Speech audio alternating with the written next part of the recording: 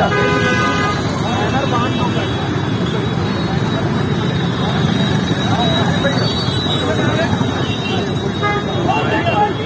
Syrup P करके जो बच्चे मर रहे हैं, उसमें इन्होंने कफ सिरप पी करके जो बच्चे मर रहे हैं उसका विरोध किया जा रहा है। और उसमें जो है